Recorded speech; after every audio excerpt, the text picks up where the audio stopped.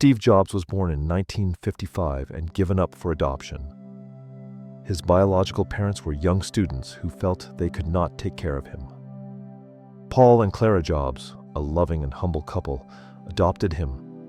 They promised to give him a good education and a stable life. From a young age, Steve was curious. Not the kind of curiosity that asks why the sky is blue, but the kind that asks why radios talk. He once took apart a television just to understand how it worked. His parents didn't stop him. Instead, they encouraged him. One evening, Paul showed him how to take apart an engine, part by part.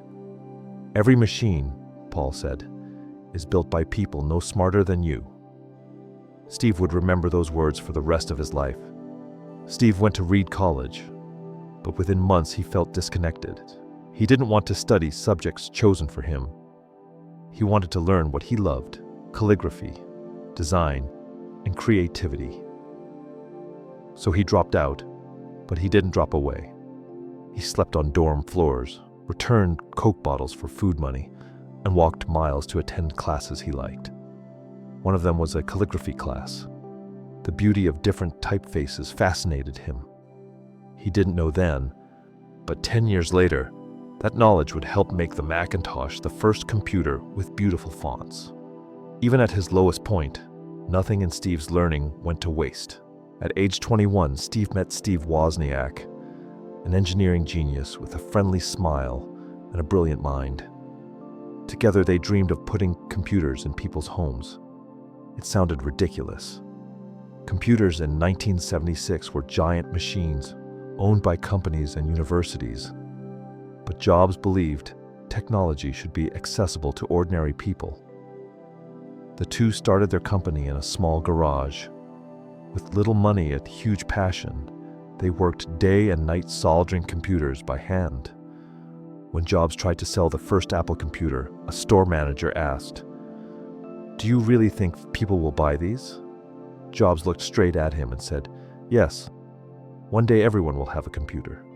It sounded impossible, but he said it with such conviction that the manager placed an order. Apple Computer was born. Apple II became a hit. Profit poured in. Jobs and Wozniak built a revolution in just a few years. But Steve wanted more. He wanted a computer that was personal, friendly, something ordinary people could use. So came the Macintosh. When the Macintosh launched in 1984, Jobs walked on stage, lights shining, crowd cheering. The computer spoke through its speakers. "Hello, I am Macintosh." The audience erupted. This wasn't just technology, it was personality, imagination, and soul. Apple exploded into success, but success brings pressure. Steve was passionate, demanding, and often harsh. He pushed people to achieve the impossible, but it came at a cost. His clashes with the board and CEO led to something unthinkable. At 30 years old, Steve Jobs was fired from Apple, his own company. He felt devastated. "How could I be fired from the company I created?" For days he was lost. The newspapers mocked him. Investors laughed. Friends turned silent. But after the storm, he realized something powerful. He loved what he did, not for money, not for fame, but because building products lit a fire inside him. He decided to start again. Jobs founded a new company, Next, focused on high-end computers. Sales were small, but the technology was brilliant. At the same time, he bought a small graphics company called Pixar. The team at Pixar was struggling, but Jobs believed in their talent. Years later, Pixar released its first movie, Toy Story. It became the first fully computer-animated film in history. The world cheered. Pixar was a hit. Steve Jobs was back. Meanwhile, Apple was failing. Without Jobs, it had lost its direction.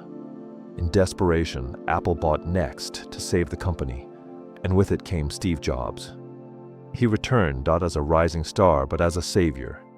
He simplified Apple's products, cutting dozens of mediocre models down to just 4 great ones. Then he did what only Steve Jobs could do. He turned Apple not into a computer company, but into a lifestyle brand. First came the iPod, 1,000 songs in your pocket. Then the iPhone, a phone, a music player, and an internet device in one. People didn't just use iPhones, they adored them. Apple stores became temples of design. Apple products became symbols of possibility, creativity, and beauty. Then came the iPad, another product the world didn't know it needed until Apple built it. In a decade, Apple went from near bankruptcy to the most valuable company on earth. But behind the success, something darker was happening. Steve was diagnosed with cancer. He fought bravely while continuing to work, pushing Apple forward, launching products, inspiring millions. On October 5th, 2011, Steve Jobs left the world. Thanks for watching this inspiring journey. If you want more stories that spark motivation and growth, make sure you subscribe to this channel.